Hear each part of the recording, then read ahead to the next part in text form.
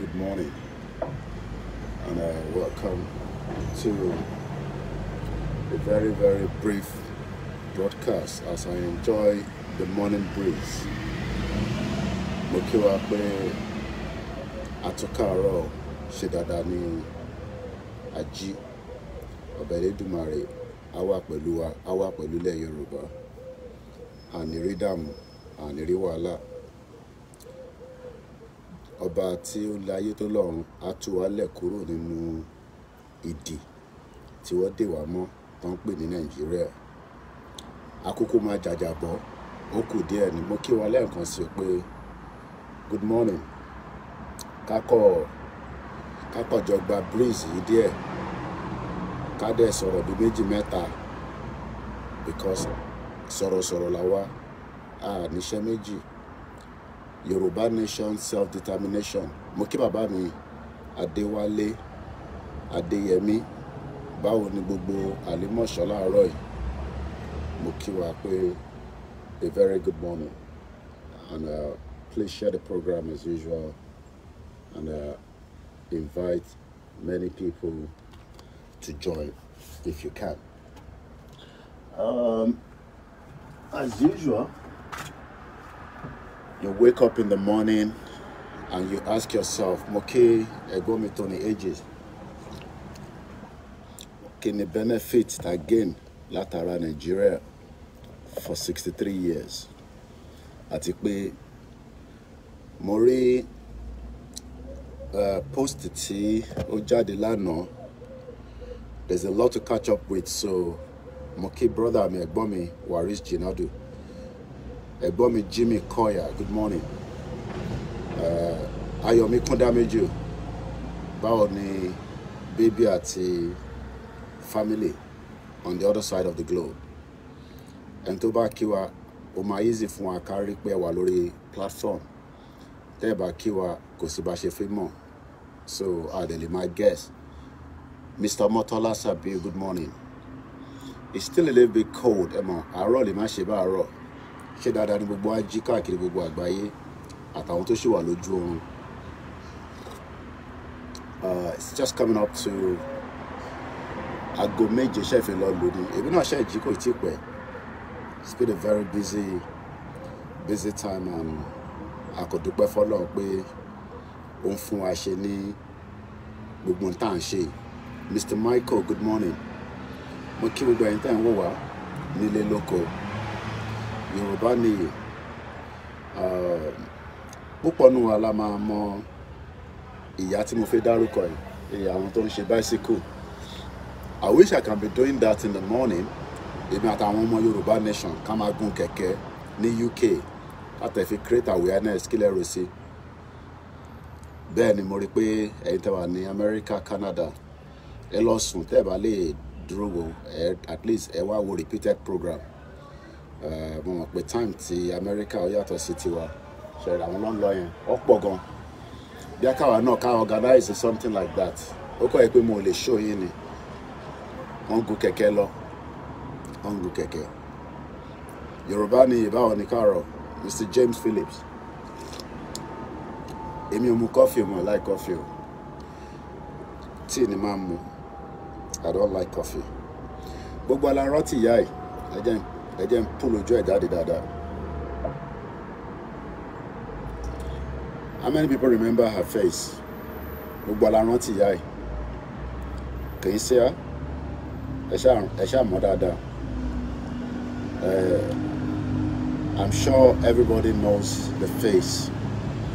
If you're familiar with the United Nations, you will know this face very well.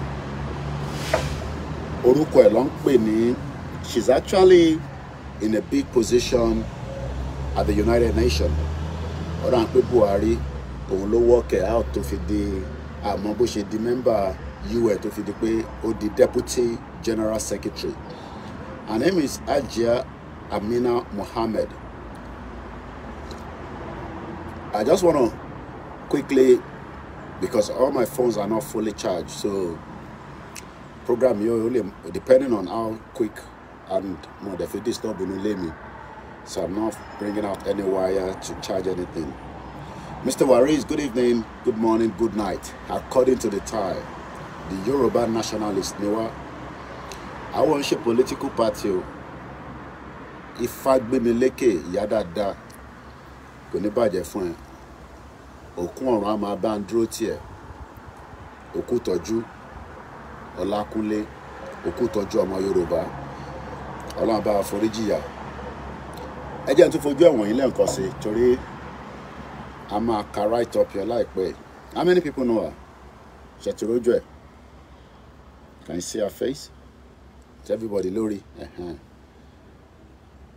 I should need the support ẹ̀yin èèyàn wa. Ẹ má yẹ kí support yín. The Fulani Boko Haram lady. Bàbá Ìdámọ̀. Bàbá Ìdámọ̀. Bàbá yẹn mọ bó ṣe ń lọ. Ìyẹn uncle mi Ọmọtọ́lá Sàbíù.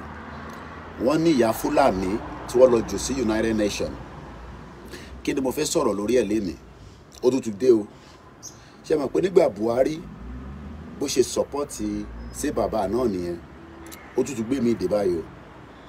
Mo ní lórí platform tiwa is for international local news because àwọn kan ní Mr. Koiki Yorùbá nation yẹn níbo ló dé níbo là ń lọ àgbọn kankan mọ́.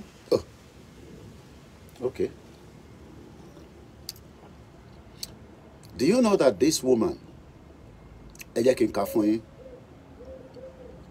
her name is Hajiya Amina Mohammed. You've seen her face. Okay. Kí ló tún gbé wá láàárọ̀ yìí àbí kí ló gbé wá? Ó ń sọ fún United Nations. Ẹ rántí pé she's the lẹ́yìn Anthony Guterres, I hope I pronounce it very well. She's the next person in line in United Nations. Ṣé dẹ̀ mọ̀ pé ọ̀pọ̀lọpọ̀ bá ní ẹ lọ sọ fún UN àfẹ́kúrò ní Nàìjíríà? Yeah, Mr. Waris Jinadu ni the Fulani clown. Ó tútù dé o. Ṣé rí ká túbọ̀ gbàdúrà ká dẹ̀ kún fún more awareness. Àwọn tó wà Nàìjíríà wọ́n mọ̀ tó ń lọ níta. And I'm not making this up. Let me read it because of time. There might be no the background noise. Àárọ̀ Saturday, kò sọmọ school tó ń jáde. Ẹni máa lọ kólẹ̀, ẹni máa lọ hospital, different jobs. Royal Mail ló ń lọ yẹn, ó ń lọ deliver post. Mo kí Àmì Adébáyọ̀ Olúwakẹ́mi. Tẹ́ bá kí wàá náà máa kí yín lẹ́ẹ̀kan sí Mr. Biodun Abel.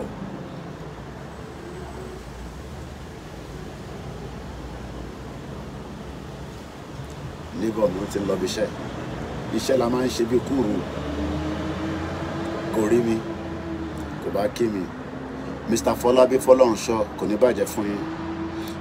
Àmọ́ reason tẹ́ máa wá sórí program. Ẹ ní comment, ẹ ní kíyàn. But tẹ́ bá lọ sáwọn church program yín. Amen. Amen. In Jesus' name. Inshallah. But ẹ bá wá sórí bíbá, ẹ máa ń keep mute. Ẹ má bínú ẹ̀yin tẹ́ wà lórí mixlr, àtàn mixlr láàárọ̀ yìí. Because ó máa connect cable láti inú ilé wá síta, so ẹ má bínú sí mi.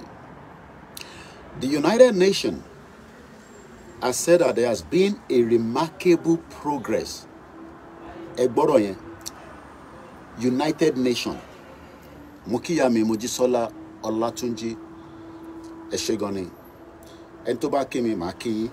Mr. Adétọ́lá, ẹ̀yin tẹ́ wà lórí KOIKIMEDIA ní Koiki Odùduwà, mo lè má rí comment yín because phone tí mò ń lò ojú kan ni mo kàn máa rí. Oṣé Ògúnmọ́lá, thank you. Peter Pan, how are you? Òun máa ń san owó èèyàn mẹ́ta péré ló ń fún wa ní monthly subscription out of 40,000 followers. Unbelievable. So tẹ́ bá rí tá à ń dárúkọ àwọn kan léraléra is because not for anything, sometimes just to appreciate them. Ẹ rí pé Peter Pan ó show green, even if it's $1 ló bá ń fún mi every month. YouTube ní a gbọ́dọ̀ máa kí àwọn èèyàn bẹ́ẹ̀ torí subscriber lòun. Kò ń ṣe subscriber máa wò mí, ó ń sanwó wò mí. Ó ní òun san Netflix £17 tóun bá ń sanwó fún Koiki náà kò pọ̀ jù. ẹ̀yin náà lè ṣe the same thing. Ọlọ́run àbò gbogbo aláṣẹrẹ. 100 people, $20 every month. 100 people, £20 every month. Ẹ rí iṣẹ́ tí Koiki máa máa ṣe continuously, back to back. But it is not coming. But ìyẹn ní ká stop. Tí bá ti ń jí, iṣẹ́ kan tèmi gbà lélẹ̀. So Peter Pan and the rest of the two, Mọ̀mísí mi ẹyọ kan, Peter Pan and one person, péré ló ń san subscription lórí YouTube fún wa.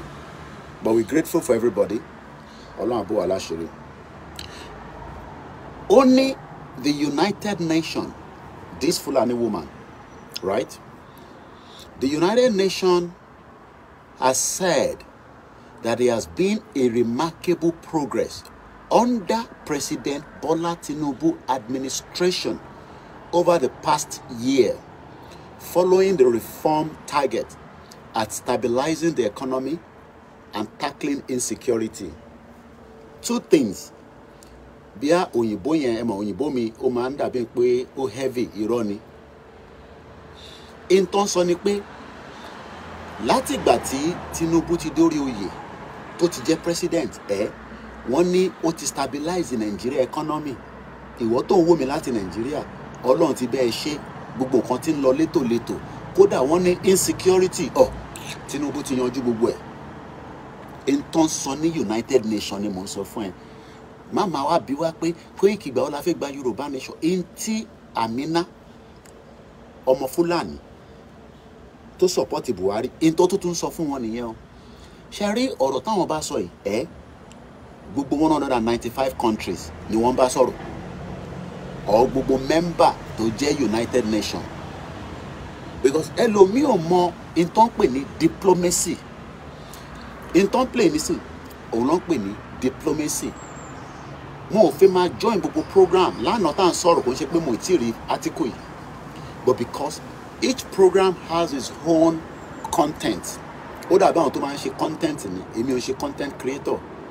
Tó bá yẹ pé content creator ni mí ni èmi náà mọ tí màmá make lówó, màmá dẹ́rìn páwọn èèyàn ẹ máa rẹ́rìn ẹ dẹ́ máa sanwó fún mi. But eléyìí tá à ń sọ tó jẹ́ òtítọ́ ẹ fi sanwó fún wa kò mátà. Mr. Stanley Gladys ni irọ́ nìyẹn United Nations tá la máa sọ fún. How do we tell United Nations that this is a lie? Mo fi pariwo púpọ̀ àwọn èèyàn ṣì ń sùn. How do we tell United Nations pé irọ́ ni Amina pa, kí la máa ṣe? Nígbà tẹ́ ẹ bá pín program.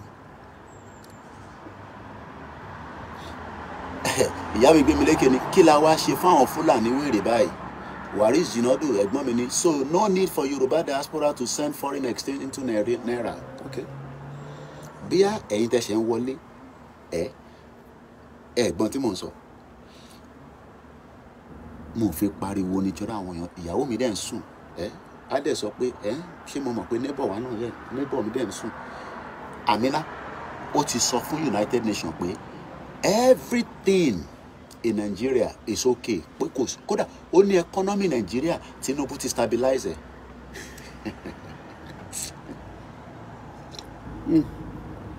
àti wà ní problem kọ́lọ̀ ń yọ wá kúrò ní wàhálà. Mo ń sọ fún yín pé we are dealing with multiple problems from local and international. Bolaji Abdul Idowu, good morning sir. Abdullahi Stanley ni that is the reason why tó ṣe fi síbẹ̀. Maybe team of position woman. Her position is like the vice president of Nigeria. Bó ṣe rí nìyẹn. She's the deputy United Nations chief. Amina. Ẹ jẹ́ n blow ojú ẹ̀ dáadáa. Mo fẹ́ kí tí mi dáná. Ó dẹ̀ ti tutù gan sef. So ẹ jẹ́ n sáré zip ẹ̀. It's too cold. Àwọn ewé tó wà lẹ́yìn mi mo dẹ̀ like ẹ̀. Àwọn ìyá mi àṣòròǹgà mo kí gbogbo yín láàárọ̀, mo kí ẹ̀yin ti Jésù Kristi, mo kí ẹ̀yin tànàbí. We are not fighting Yoruba nation because of religion. Ìyá mi Ìyábọ̀ Olúbùnmi, mo fi tẹlẹ́dùmarè kí yín, good morning. Bí ẹ̀gbọ́n tí mò ń sọ, ìbínú lílẹ̀ wà. Mo ní the United Nations Deputy Secretary or Chief of Staff or whatever, Deputy ni o, the next person in line after the United Nations General Secretary. Only Tinubu's government is the best government. It has stabilized the economy and there is no more wahala for security. Baba mi Omotola ó yẹ kó lọ sùn ni. Wọ́n ní they all knew the US and UK that the Fulani woman is working together.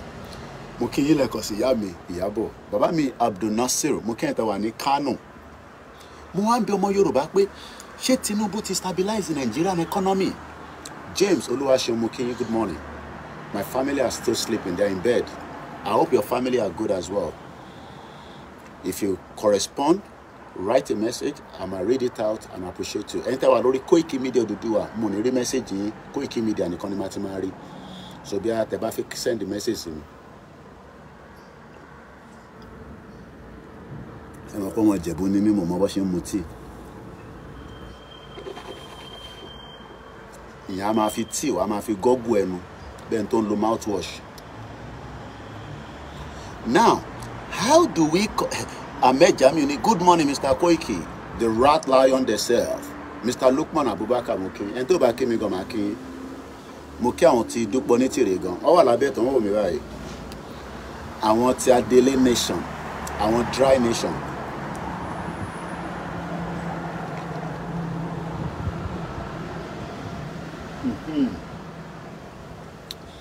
Copy and disturb a woman. Let's come back here. Let me show you our face properly. Let me do something. I didn't lose only Google. Can log be multiple pictures daddy. Era phone me from where? Koiki o gbọ́dọ̀ máa struggle pẹ̀lú phone, laptop, owó, media o gbọ́dọ̀ máa jìyà. Media o gbọ́dọ̀ máa jìyà. UN Deputy General Secretary. Eturoju in another format. Arábìnrin tí mò ń sọ lélẹ̀, ṣé ti rójú ẹ̀ dáadáa. Ṣé ti rójú ẹ̀. She's the Deputy UN. Ó ní Tinubu ó dàárọ̀. Bàbá mi, tẹ́ bá jí ẹ máa wò ìtókù. Mo kí ẹ̀ tẹ́ wà ní Canada, ẹ lọ sùn. Àwa ṣẹ̀jì ní London ni. Ṣé rójú ẹ̀ dáadáa. Bí a kì í show wọn àti Tinubu. Ẹ jẹ́ n show wọn àti Tinubu. Ó dà pé Tinubu nígbà tó lọ sí UN ní last year. Òun lélẹ̀, òun àti Tinubu lélẹ̀, òun àti Jagaba. Ṣé ti rí, òun àti Jagaba ní sùúrù ti lọ sókè jù. Oya zoom ẹ̀ wálé, technology ti dájú, zoom ẹ̀ dáadáa. Ní sùúrù má sá lọ. Òun àti Tinubu, ṣé rí òun àti Tinubu, òun àti Jagaba. Ṣé rí òun àti Jagaba. Òun là ń sọ̀rọ̀ ẹ̀ láàárọ̀ yìí. Ọ̀rọ̀ ẹ̀ ni mo gbé wá sórí afẹ́fẹ́ láàárọ̀ yìí. Mo ní in tó ń ṣe wá, wọ́n ní kòkòrò tó ń jẹ̀fọ́ inú kí ló wà? Inú ẹ̀fọ́ ló wà. Mr. James ní hungry day Nigeria. No, according to the United Nations, everything is okay in Nigeria. Nigeria is on the right path. It is working for Yoruba people. It is working for the Igbo people, the Hausa people, the Ishekiri. Not me. According to the UN Deputy Secretary General, Amina Hajiya Mohammed. Let's read again. The United Nations, UN, has said that there has been remarkable progress in Nigeria under President Bola Tinubu administration over the past year, following the reforms targeted at stabilizing the economy and tackling the insecurity. Mr. Olalekan Oluwashesi, good morning. The UN Deputy Secretary General, Hajiya Amina Mohammed, who gave the global body position, said, òun ló sọ̀rọ̀ on behalf of the whole UN, fún gbogbo member UN pé ẹ má worry, everything is okay in Nigeria. Àwọn tó ń fẹ́ Yorùbá nation yẹn ẹ má dá wọn lóhùn. Àwọn tó ń fẹ́ Biafra nation troublemaker ni wọ́n. Àwọn tó ń fẹ́ Ijaw nation troublemaker ni wọ́n. Ama Uche, mo kí ẹ láti bíbá ẹ lọ sí Italy. Thank you so much. Only you one Nigerianist, wake up. But Amina Yusuf or Amina the UN Deputy Secretary said, in Nigeria, security is okay. In a country where everybody knows that if you travel from Enugu and you are going to Kogi, you are likely to be kidnapped. If you are going along Shagamu, you are likely to be kidnapped. Shakoni, we remain Hajiya Mohammed. In Otis already, how do we now rectify Oroto Musokwe? Mr. Demola Olalekon, good morning. How do we rectify that problem and say to the UN that this is a lie? This is where I said you need a strong, powerful media to fight the local and the international news media. If not, if it atin sọ̀rọ̀ ini kan náà ni ọ̀rọ̀ tiwa mama wa. Ọlọ́run jẹ́ kọ́rọ̀ tiwa wà níbí báyìí. We pray that our words, our message travel beyond just me and you inside this, inside this beautiful YouTube, Facebook, Instagram. Because what she said will be translated. Aroli Oduduwa Moke brother mi, Onijogbo. Samuel Okpeoluwa, good morning. Stainless say they are breaking people's house every day. That one no be big thing. That one is not problem. Tinubu is doing well. Tony Eje is until the M1 happens, they will understand. Yemi Fatoke, good morning, my brother. Bani Bubu Lagos Island. You're joining me for the first time. You don't like KOIKIMEDIA. If Fanny Mole Aye, Aboro Aboyo, Muke, Baba Balagba, Eban family. This morning, as you are joining, this woman with Jagabanye, I'm sure you all know her. This woman,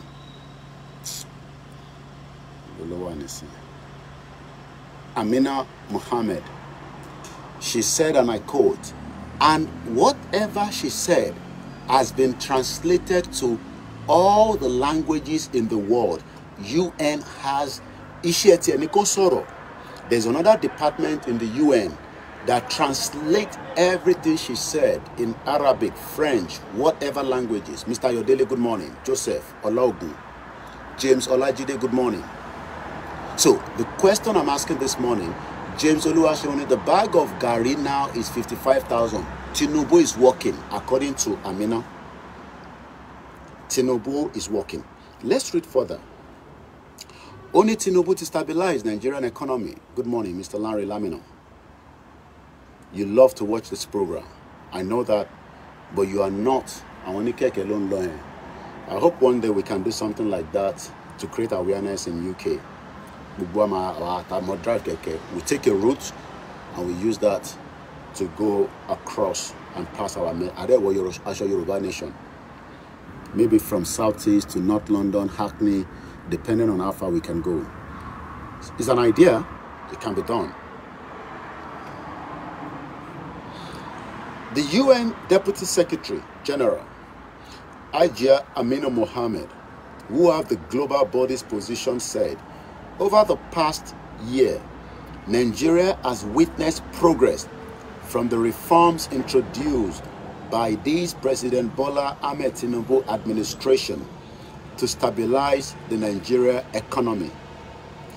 And we can see that the country, take note of this word, that the country credibility has improved. Wow. Only Nigeria credibility, the country. So be able to apply for UK visa, listen, American visa, South Africa visa, Ghana, Benin. So we don't have any more problem. Amina said that Nigerian credibility around the world is okay. Egbo Bubuntan media around the world have been saying about the visit of Prince Harry and the wife, Meghan. How they've bashed. You've seen the video, but I don't think I have it on this phone. I would have played it for us to listen. Tebari Boshi bash in Nigeria. Tebari Gbogbo media around the world. Kí ni Harry àti Meghan lọ ṣe nínú Nàìjíríà? That shit hole zoological weary country that doesn't love its citizen, apart from Yaya Bello stole $720,000 to fund the school fees of his children, apart from Dino Malaye buying cars, wristwatch, apart from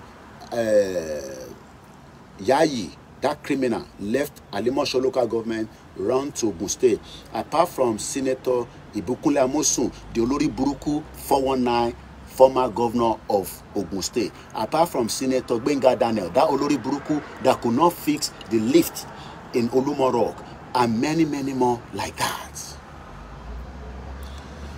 Ìyámi Bọ́lá Ayọ̀ Adé Odia sọ pé Koiki, hey, ǹjẹ́ àní bọ́ sójú títì ká bẹ̀rẹ̀ rally báyìí, because ntí UN ń sọ yìí kò má rí bẹ́ẹ̀ ní Nàìjíríà, àwa là ń send owó sáwọn èèyàn wa, àwọn èèyàn wa máa ti fẹ́ kú tán. We need to do rallies in front of the UN building and around the world, because Amina is telling lies. Ṣé ọ̀rọ̀ tẹ́mi kọ́ ránṣọ ní bíbá? What it translated to many languages, French, whatever language, the UN has translated this message of Amina that Nigeria, that everything is working. Èmi ò lówó tó pọ̀, but ní last week, náírà táwọn èèyàn kàn fún wa tó ń ṣe tó pọ̀. It's not, when we say people are giving, àwọn èèyàn máa ń rò pé a million, you know, 10,000 bí 5, ìgbà mi ẹlòmíì máa ń fún wa ní 5,000, ẹlòmíì máa fún wa 2,000. Bẹ́ẹ̀ ṣe fún mi yẹn, èmi náà send ẹ̀ padà sínú ilé. Ẹ mọ̀ pé mo lè transfer wá síbí báyìí. Mo kí ìyá mi Olúwaṣeun Akínyẹmí, good morning. Or brother mi dẹ̀ ni. Mo kí gbogbo ẹni tẹ́ wà ní Bàràpá, ní gbogbo ilẹ̀ Yorùbá pátápátá. Mo júbà àwọn àgbàlagbà. Mo júbà àwọn àgbàlagbà. Amina ti gbé tuntun dé o. Ṣé mọ̀ pé nígbà Buhari bó ṣe ṣe tí nìyẹn tó lórí burúkú sí bàbá fi lọ, ó tún bẹ̀rẹ̀ pẹ̀lú Tinubu báyìí. Eléyìí ló yẹ ká hámà, ká béèrè lọ́wọ́ Amina pé ṣé nígbà tó dé local government tèmi níjẹ̀bú Òde, ṣé everything wà okay? Ṣé bí ń pa àwọn èèyàn? Ṣé security wà? Ṣé economy move? Bí èmi ò dẹ̀ sí lé ẹjẹ́ ń bí ẹni tẹ́ wà Nàìjíríà. Ẹni tẹ́ wà Nàìjíríà. Ọmọgbọ́lá àwọn mo kí ẹ, ẹ̀gbọ́n mi dáadáa, kò ní bàjẹ́ fún ẹ, kò dẹ̀ ní tán bẹ́ẹ̀. Ẹjẹ́ ń bí, is everything okay Nigeria? Ká kúkú mọ̀ pé ó wà okay. Because last 2 weeks, ẹ ń pariwo fuel crisis, ẹ pariwo mọ́. Jimoh rẹ̀ mo kí ẹ. Mo kí gbogbo yín ní ìlú Ìbàdàn, ní gbogbo 33 local government. Mo kí gbogbo yín ará Ogun State. Mo yọ Èkìtì sílẹ̀. Ẹ̀yin ti Kwara, Ọ̀fà, mo kí yín, Ìlọrin, mo kí Chief Imam. Mo kí bàbá Gẹ́gẹ́ Ojú. Mo kí ọba Ògbóni. Amina, eléyìí tí mò ń sọ ẹni kẹ́ máa pín sínú gbogbo àwọn platform yín. Ṣé rí gbogbo ìjà tẹ́ ń jà nínú platform yín mo sọ fún yín pé we are fighting, ìyá mi Táíwò Kíkẹ́ mo kí ẹ. We are fighting a monster. Bàbá mi Adéọ̀ṣun mo kí yín, Àgbẹ̀lọ́ba. This is what we should be discussing on the tẹ́ bá ti gbọ́ ilé nísìn ẹ lọ sínú platform yín kẹ́ ní Koiki tuntun gbé tuntun dé o, ó tuntun parọ́ kan o. Torí intel like tẹ́ fi máa gbọ́ intel máa fẹ́ gbọ́ ni pé àṣírí kan ti jáde, àṣírí kọ̀kọ̀, àṣírí gẹ̀gẹ̀. Lagos for show mo kí ẹ. Ó ní Koiki Odùduwà, keep up the good work. Out here in the hustle land with my McDonald's coffee. Ìmọ́lẹ̀ Yorùbá brother mi dáadáa mo kí ẹ. Mr. Duni Oladokunni, Nigeria is facing the most horrifying times like never before. No, I may not disagree with you. Onírọ́lẹ̀ ń pa. Wọ́n ní Stanley Gladini, dollar is going up, Koiki. Nigeria is consuming nation. No, I may not say that is not the truth. That Tinubu has stabilized the Nigerian economy. When you leave this show, go in your group and start that conversation. Mo ní kẹ́ máa bọ̀ lórí Twitter. Ká lè máa tweet kìíní, ìyá mi Mojí Adésànyà mo kí yín. You refuse. Ṣé rí gbogbo ilé ìtàn sọ ní bíbá? One bag of garri is 48,000 now. Amina says Tinubu has stabilized Nigeria. So how do we change the narrative?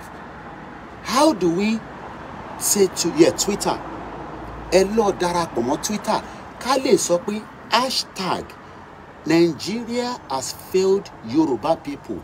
Hashtag Amina UN, you are a liar. But nígbà tá bá wà ní bíbá, that is why I like the Biafra. We might not agree with everything with them. Share it on Twitter. Oh man, do you know that the former and there are some of them watching me right now, the former British High Commissioner Kule Shitamuki, that is me, and Katrina Lang, she actually closed a comment section because of the Biafra. After they were bombarding her with comment. But our Sherry, we are two civilized people. Yoruba people. We are very civilized. Gbogbo bá ṣe ń gbé Yorùbá nation yìí, àwọn kan ṣàrọ̀rá Anika máa bọ̀ lórí Twitter. I am not making money there. Twitter doesn't pay me money. Kò ṣe pé mo ní kẹ́ wá síbẹ̀ pé kó lè bá fún mi lówó.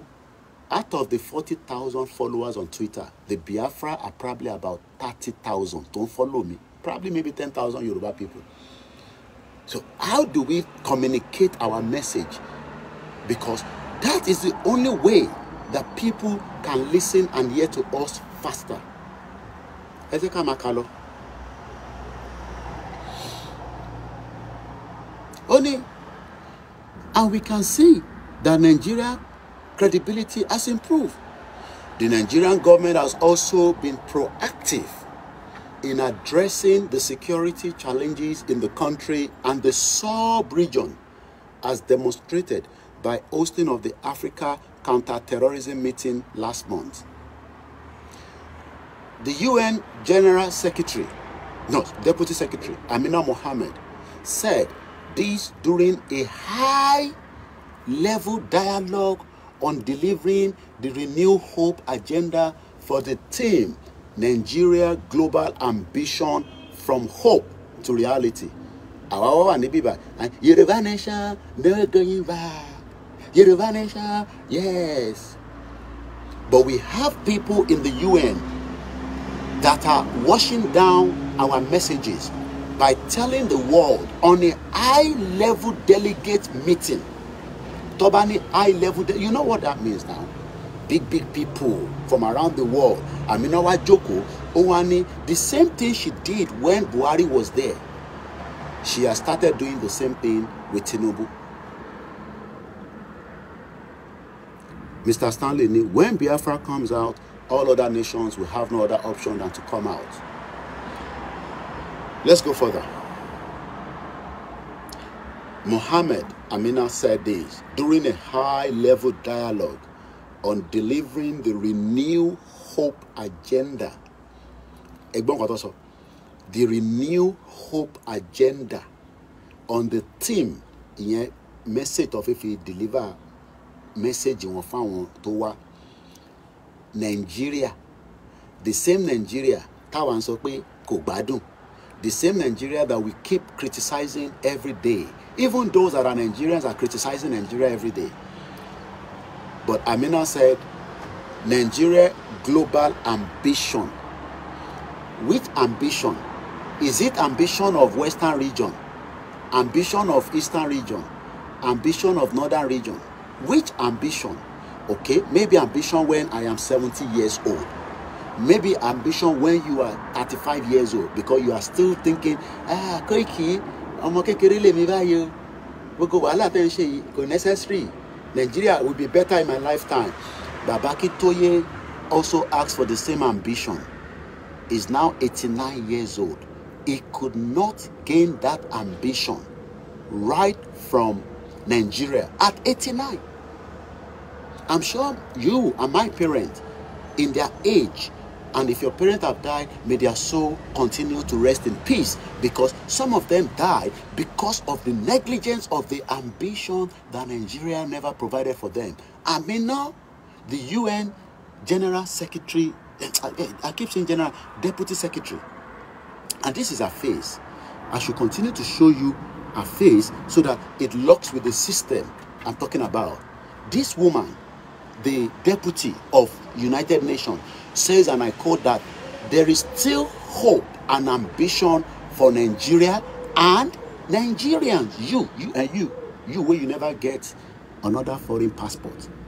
People like us, we don't get foreign passport.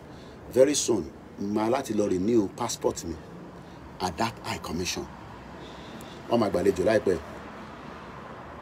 I am now asking you, is it exactly the way Amina is saying it?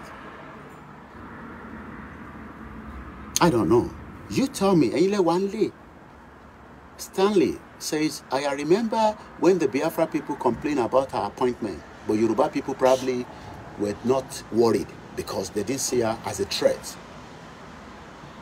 Is she a threat to us? The Biafra, the Yoruba, the Ijaws, and some probably part of Hausas that wants to go.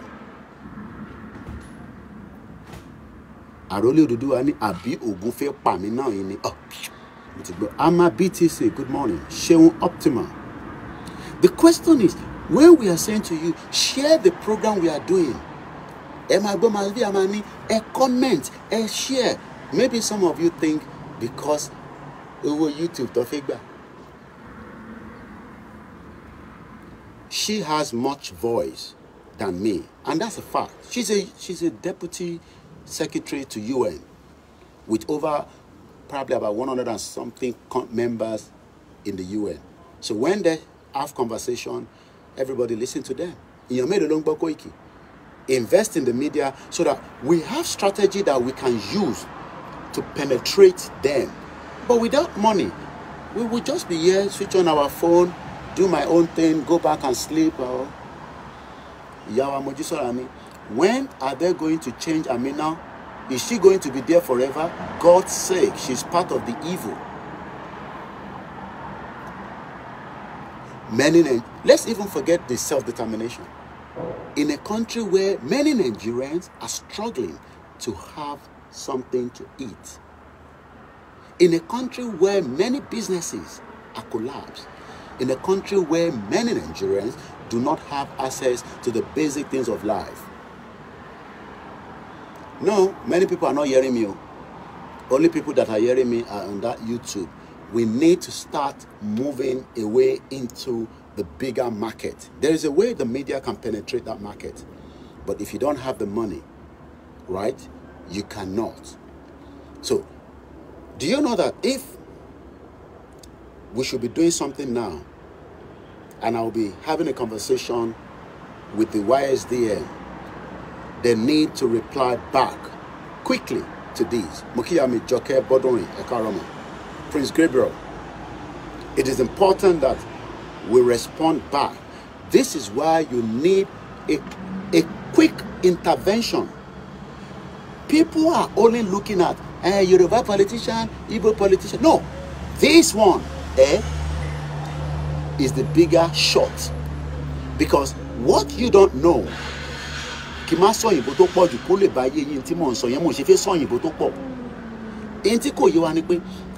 are the big shots that are creating the narrative. Prince Gabriel Adeniran Olubi. Àwọn tó ń create narrative tí àgbáyé fi gbọ́ òun lòun náà wà nú ẹ̀. So ọ̀nà wo la fẹ́ gbà láwa fi sọ fún àgbáyé pé ẹni tí ìyá yìí sọ kò rí bẹ́ẹ̀ ní Ìbàràpá wọ́n ṣì ń pa àwọn èèyàn ní gbogbo ilẹ̀ Yorùbá wọ́n ò jẹ́ káwọn èèyàn rọ́kò dáa. Gbogbo ẹni tó ní businesses tó ń wò mí báyìí nílé ó ti go into ditch. With not your fault. It is because Nigeria did not prepare in advance for today. Let's read a little bit further.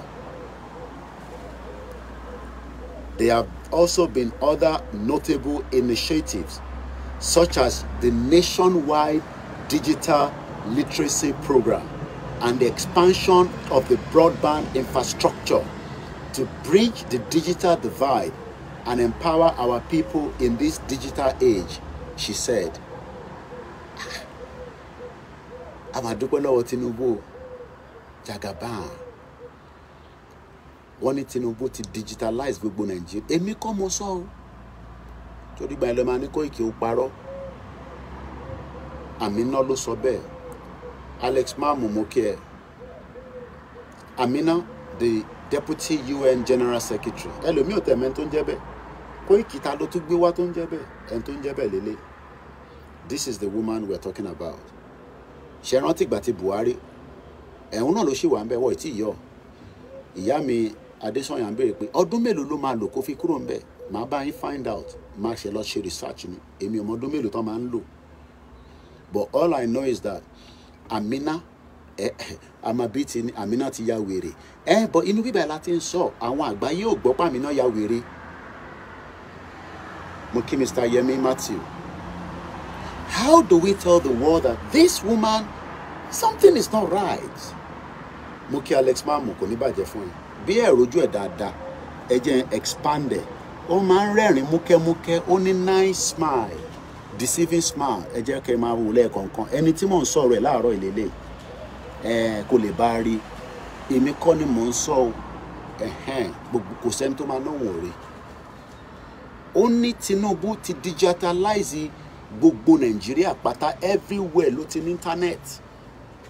Gbogbo ilẹ̀ tí ń ṣe business, ẹni tó ń ṣe forex, ẹni tó ń bá China sọ̀rọ̀ lóru, everybody ti ní internet. Kódà ó ní gbogbo èèyàn ti ní mobile phone tó fi ń surf.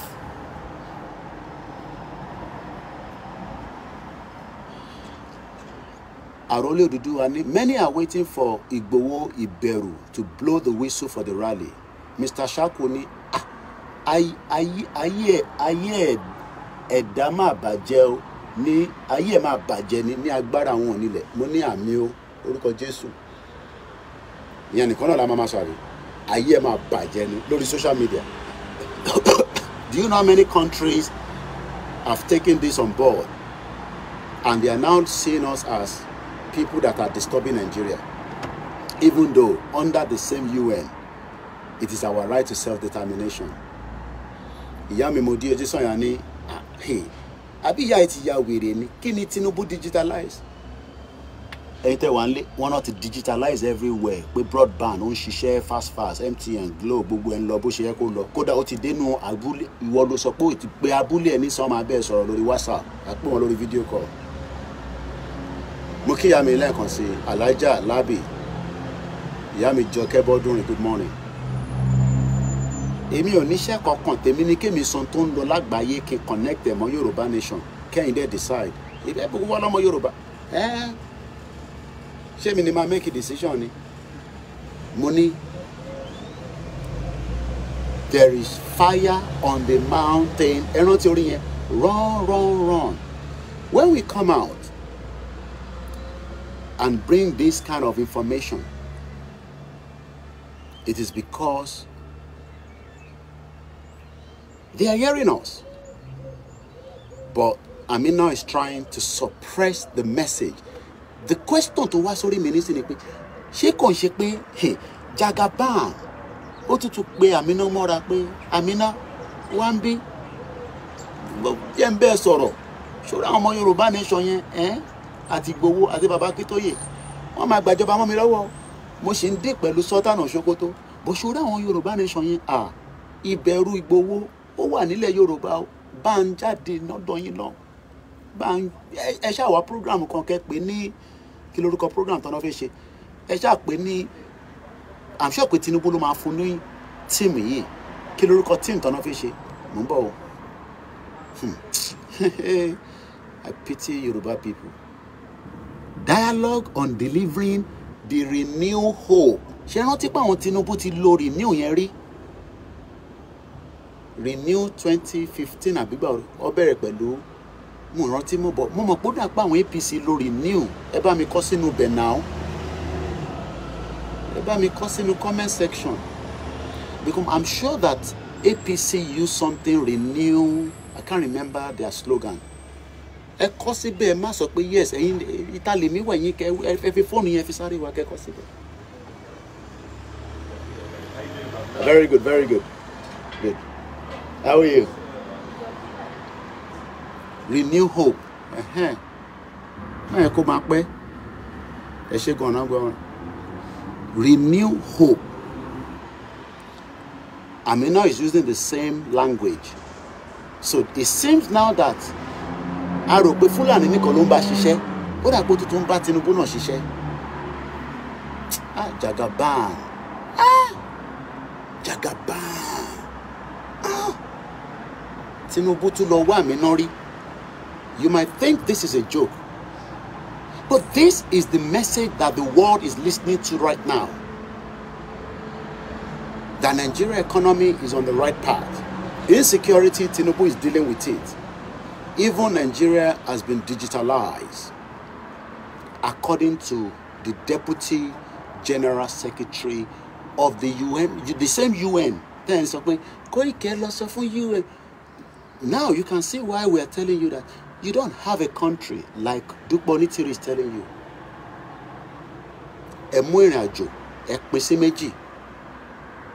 Because I'm sure Dupe Bamajade Nisi only know what Amina. I want to just launch it on like paying. Because that woman, another froster to a Kamumolemi. Because Ayomi Koto Yakumasu, only Nigeria is finished. Oyakumasu, America lower. Oyakuwa Loja, I don't buy she night. I don't buy she night, Magbomi. What do we need to do? How do we change this narrative? I am only here to seek your knowledge. What can the Yoruba people do right now? I haven't seen Simon Ekpa posted this, but I'll share this link with him. Let's go further. Let me take it from here again. There have also been other notable initiatives by the federal government and President Tinubu. There was renewed hope in 1993. There was renewed hope in 2023. And the hope is still a continuation, according to Omogbola and Albert.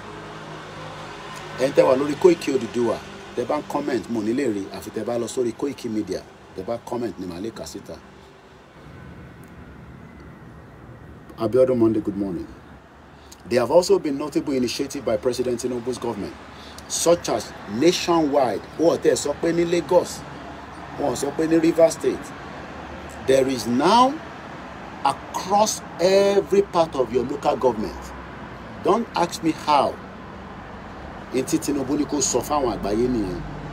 Only there have been notable initiatives such as nationwide digital literacy program. Digitalized. Yoruba, Igbo, Hausa, Middle Belt. Everybody is now digitalized. Koda, everything in Nigeria now is digital. No more manual. Moki, Mr. Rashid Balogun. One good morning, Koiki. Hey, this woman is doing work for a guy on the top instructed her to do. Our own work is to counter her publicly in the United Nations House with protest. Okay. Good initiative. Please, keep your comments. Let me know. How do we tackle this problem? Because this problem, Sherry Bobo is tangible. Latin or doing. Monso Latin last year, 2 years ago. Sherry tangible Latin or doing, This message has already countered everything. She's a big shot. Okay. But remember that she's not communicating with us. She's communicating with the global audience.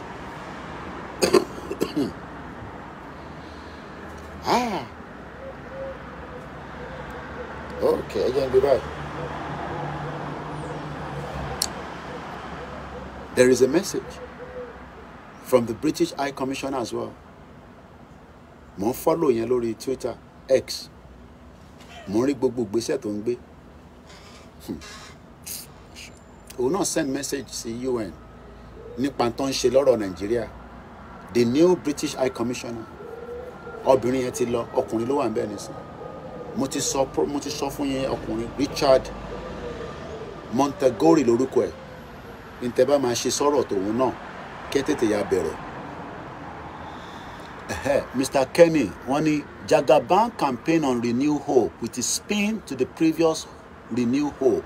So Jagaban gbé hope ti Buhari ó kọ add tiẹ̀ mọ́ ni.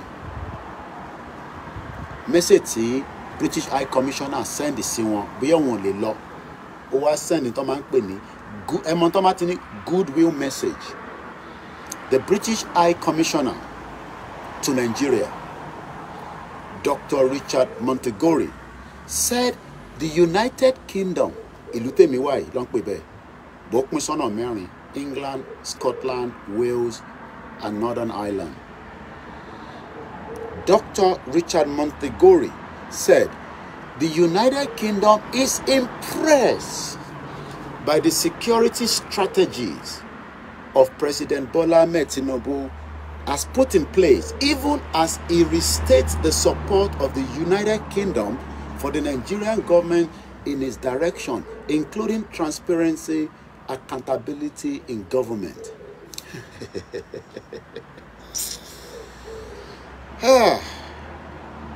There is fire on the mountain.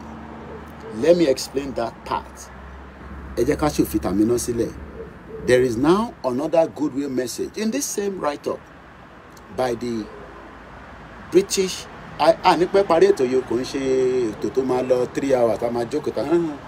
Just get the message in. Can me deliver a message? Kolukaluku ni inu ile àdúrà lẹ máa gbà ni, èpè lẹ máa ṣẹ́ ni, ẹ máa gbé wo jáde ni, ẹ máa pe Jésù ni, ẹ máa lọ́nà àwẹ̀ ni, gbogbo tá bá lè ṣe, gbogbo tí ó bá rò pa lè ṣe, ẹ fi sínú comment section. Wọ́n ní British High Commissioner, ó ní UK, Rishi Sunak àti King Charles, God bless the King. Ìwọ lè bu, èmi ò lè bu, ìbí ilé mi gbé mo jẹ́ kọ́lọ́pàá wá gbé ni. Bó bá wọ̀n tó bá wọ̀n ló lè sọ sí King tó bá rí ẹ mú lórí social media, bíbá ilé mi gbé, God bless the King. But ní tó wùn mí tí mo fẹ́ sọ síta, tí mo lè sọ síta, mo gbé sábẹ́ kù. Ó ní UK, ó wà happy, ó dẹ̀ wà pleased pẹ̀lú gbogbo tó ń lọ ní Nigeria, especially nípa security. Ní 3 weeks ago ní Ṣàgámù, bàbá kan ní wọ́n kó àwọn mẹ́jọ, wọ́n pààyàn kan lẹ́sẹ̀kẹsẹ̀. Òun gbá Hausa, òun sọ Hausa sí wọn. Wọ́n béèrè pé bó ni wọ́n ti gbá Hausa. Àwọn gbé ní North rí ni. Wọ́n fún wọn àtọmọ Ìgbò sílẹ̀, àwọn sanwó lẹ́sẹ̀kẹsẹ̀ ńbẹ̀ yẹn. Àwọn tó kù wọ́n kó wọn lọ. Láàárín ẹ̀ a tún gbọ́ pé ní Kogi wọ́n kó àwọn kan lọ. A tún gbọ́ pé ní Dangote, àwọn tó ń ṣiṣẹ́ fún Dangote wọ́n kó wọn lọ. British High Commissioner òun ò gbọ́ gbogbo news yìí. Àwọn fún ní security report eléyìí, but ní abẹ́ FCDO tó ń pè ní Foreign and Commonwealth, wọ́n dẹ̀ ń sọ fún wa àwa tá à ń gbé níbí máa lo àwọn ibì kankan ní Nàìjíríà torí pé kò sí security. Ó wá náà wọ́n send a goodwill message pé UK wà impressed pẹ̀lú gbogbo government Tinubu, especially lórí security. Okay. He said, I like to use this opportunity.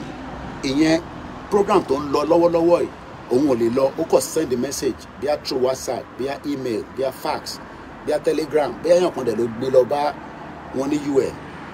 I like to use this opportunity to express the whole lot of support of my government to the Renew Hope agenda of His Excellency British High Commissioner ló ń sọ eléyìí. Again, Renew Hope. Ṣé wọ́n mọ Yorùbá tó ní ìyà ń jẹ náà, wọ́n ní kò sí àkọ́kọ́ tó ń jẹ́ anybody. Renew Hope ti wà, ìjọba Tinubu ni. Renew Hope agenda of His Excellency the President of the Federal Republic of Nigeria that was created in 1914, fraudulent amalgamation. We commend his agenda for his focus. Focus. Ọ̀dọ̀ àwọn ìbò lèmi ti kọ́ yẹn.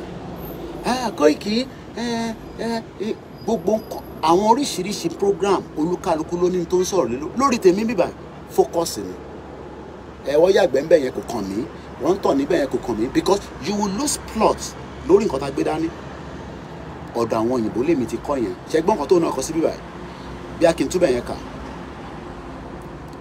He said, I like to use this opportunity to express the whole lot of support of my government. Ìyẹn government UK àti àtọba. Ìyẹn British High Commissioner ló sọ̀rọ̀ nísìnyí. Of His Excellency of the Renew Hope agenda of His Excellency, President Bola Tinubu, the Federal Republic of Nigeria.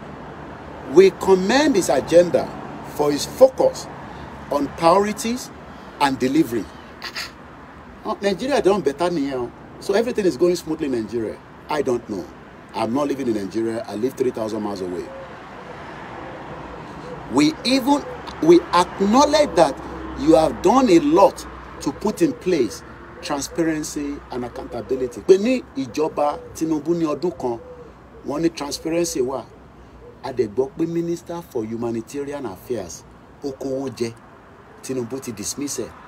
Oríṣiríṣi là ń gbọ́, but wọ́n ní transparency wà níjọba Tinubu, no problem. Now, Amina ló ń sọ̀rọ̀ báyìí. She stated that the gathering initiated by the office of the Vice President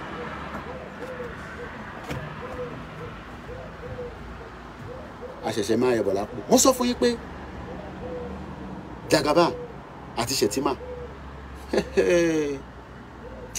abẹ́ àti Shettima yẹn á máa wò bí ẹni tí ó lè gbé èèyàn lódindi.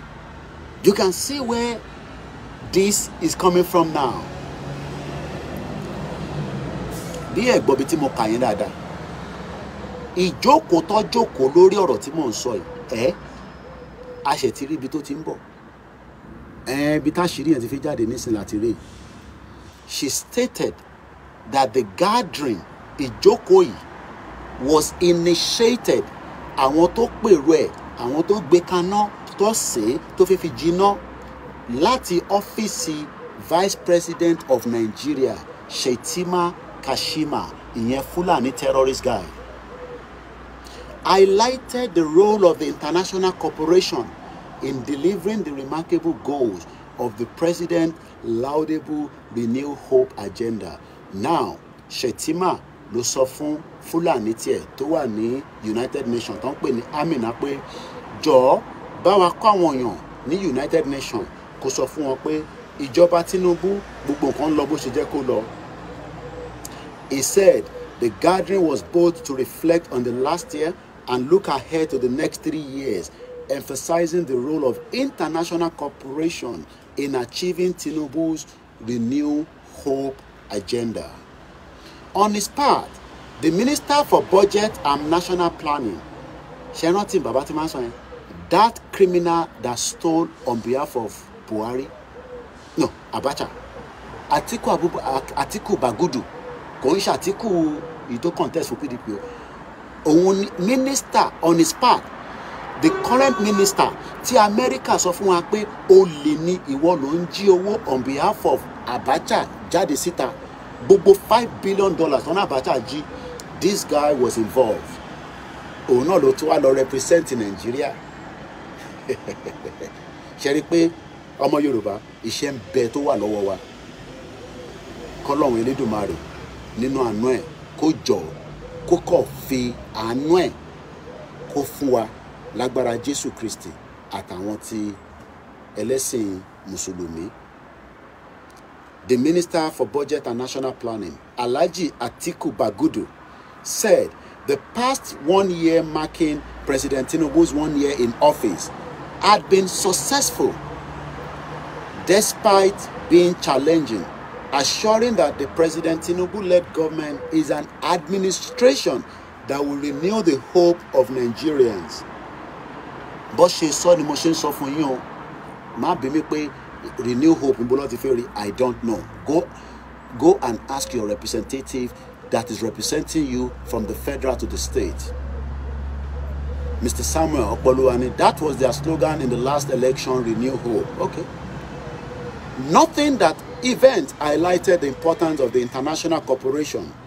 The same Bagudu, a criminal, a fraudster that took almost everything out of Nigeria. Enter on Instagram.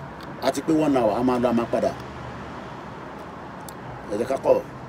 Wole pada jade see Instagram so that they are not missing much from the broadcast. And this broadcast ends in just probably less than 10 minutes. So that mo fẹ́ kí message káwọn èèyàn lè tètè gbọ́ kó lè mọ bí tí wọ́n máa dojú àdúrà kọ.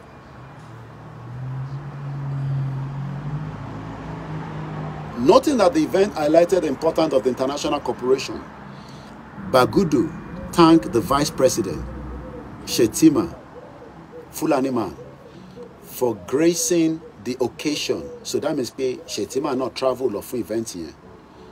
Not surprisingly, you choose to come in person. So Shetima was also there. So Shetima traveled there personally himself.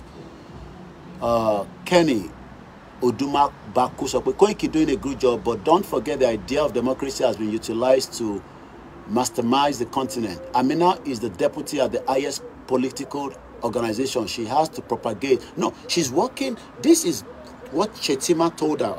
Maybe you have just joined us. You have to play back and listen. Yes, this agenda was put together by the Vice President. That is why he attended in person. Mr. Bakari Adekunle, Princess Abi, we are almost there. The program ends very soon. Not surprisingly, you choose to come in person to show the importance, particularly to the partners in the diplomatic and development world, that Nigeria appreciates them and that the international cooperation is important to us. It is rooted in our constitution. Which constitution? That fraudulent constitution? What to be in America? Oh my God.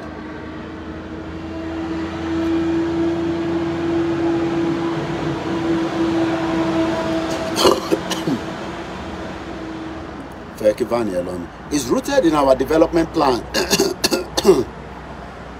and is rooted in our Renew Hope agenda.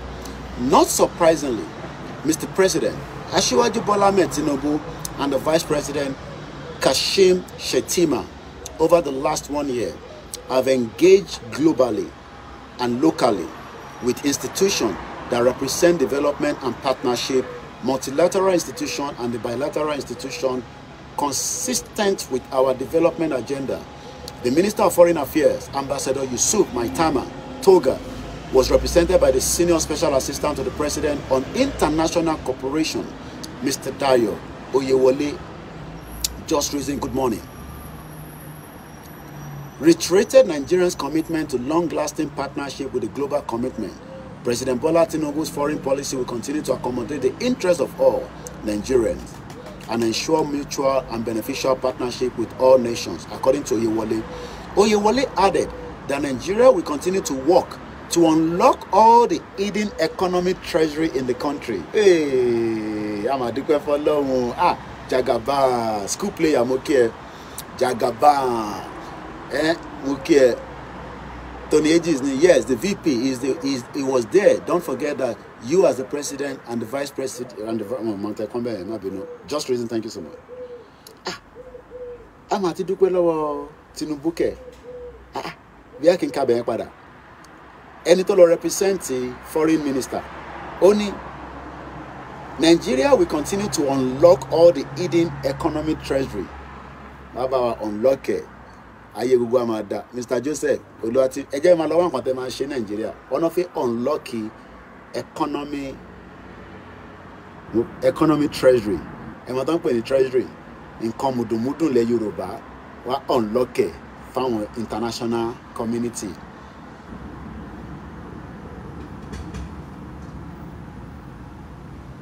Kunle Bakers, 2 about it, de money. Thanks so much for the super chat. Amora. DJ wife avec les mains Tinubu government give everybody mora.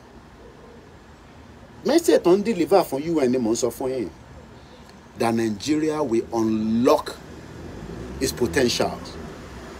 In thoughts of a lot in 1960, not here. We are unlucky.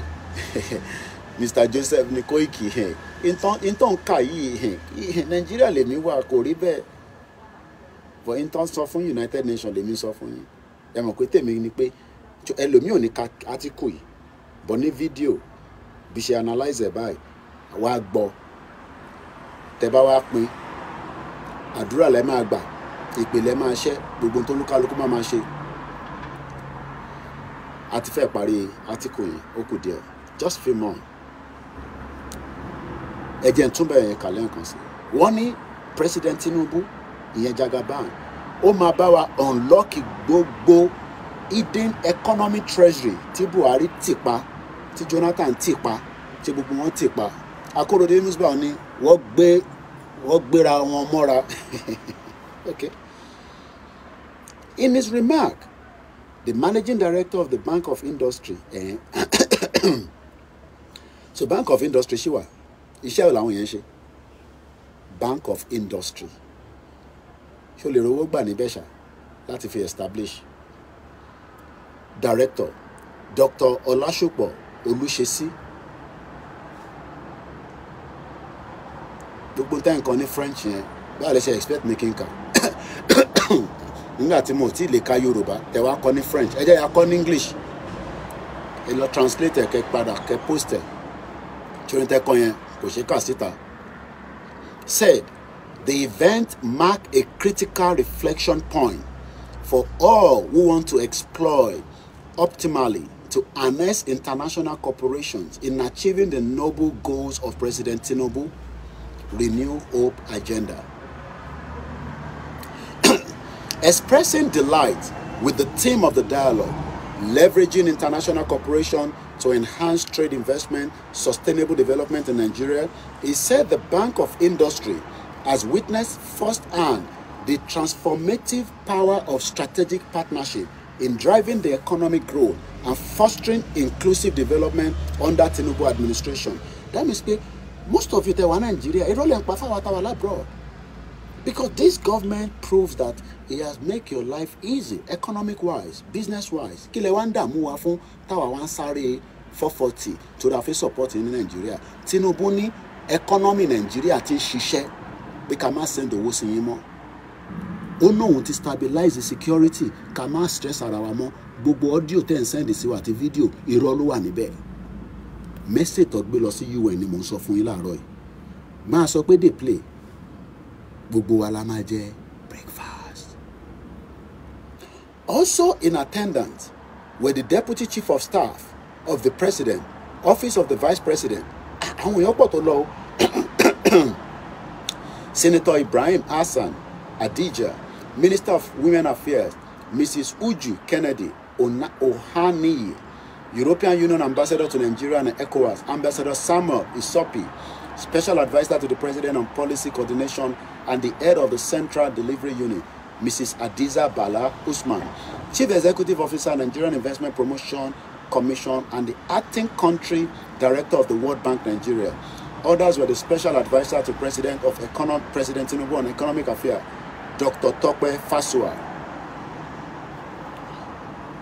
Good morning, Nigerians. Good morning, Eyomo Yoruba. Tinubu ni everything ti ṣiṣẹ́, everything is working very well. And ni ori ètò tààrọ̀. I just thought we should bring it to your notice that Amina said and quote that Nigeria is on the right path. The renewed hope of Tinubu will work for you and will work for your family. Insecurity, it will be dealt with, and it has been dealt with. Even the High Commissioner Richard Montagori, only Nigeria lòun gbé tóun bá jáde lọ sí Oshodi, àwọn èèyàn tajà, everything lọ bó ṣe jẹ́ kó lọ, transportation, everything is kódà láti kó gbogbo ẹ̀ ní òkè wá sísàlẹ̀. Wọ́n ní kódà everywhere ti wà digitalized, ṣe lẹ́ ń rí náà 24/7 tí ẹ fi ń ṣe tẹ́ ń ṣe. Ọba Elédùmarè á wà pẹ̀lú mi, á wà pẹ̀lú wọ. Òbí akákọ̀ gbọ́n brother mi nígbà tí mo ṣe program tàná tí mo tẹ̀ mọ̀ pé eléyìí tó máa dé láàárọ̀ yìí. In tí wọ́n fi ránṣẹ́ sí mi lélẹ̀ nígbà tí mo ní how market, he actually sent this to me. Mumbo, I want to see if I can pick it. Come send a ceramic. She must send a ceramic. Oh, Lori, I think I did. Mumbo. I'm above. Ọba Elédùmarè. Oh my dear, moment I on Facebook. A few minutes, 1 second. On Facebook. Now let's listen to how market in the today's Nigeria. Then after this, I close the broadcast. Ogunmola Abiodun, Nigeria electricity is now 24 hours. What God cannot do does not exist. How much? Yeah. No. How market? Inside zoo country, how market? Market is that. Kódà kébù tó gbogbo iná àdúgbò ti wá wọ́n ti jí lọ láti bí going to some kìíní báyìí tán jí lọ níná àmẹ́ni tó jí o bóyá èmi tí mi mọ̀ nípa wáyà ni mo lọ síbẹ̀ kò yé mi o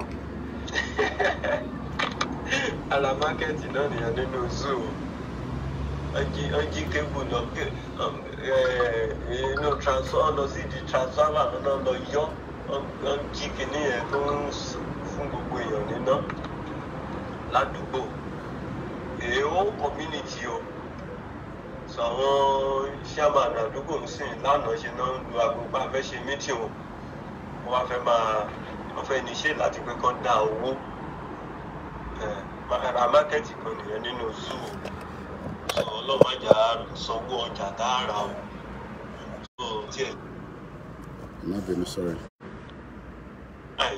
Nígbà tí èèyàn tiẹ̀ jí lọ àárín náà lò wọ́n tó wá jí báyìí ló bá tán so ara mákẹ́tì tó ń lọ nù zoo nìyẹn o so bó ṣe jẹ́ nìyẹn wọ́n ti gbé kébù lọ wọ́n ti gbé lọ so mo dẹ̀ mọ̀ páwọn tó ń ṣiṣẹ́ díẹ̀ náà wọ́n wá dọ́gbọ́n yọ lóru o so àwọn èèyàn tó fẹ́ máa dáwó báyìí ò kán rà mí o. At least I to get the hang of it. The program yesterday, mo send a say Pastor Agbola lawani marketike ládùúgbò àwọn cable tó wọnú transformer tó ń feed the community yẹn wọ́n ti jí lọ. Mo kí gbogbo alẹ́ nǹkan sí. Have a blessed weekend. Enjoy the rest of the day. My name is OLAYOMI KOIKI, and we will continue to create more awareness about the rights of the Yoruba people to self-determination. Yoruba nation, no going back. Yoruba nation for life. Mo kí ọmọdé, mo kí àgbàlagbà. Ilẹ̀ Yorùbá, wọ́n ní gbà mọ́ wa lọ́wọ́ o. Bye for now.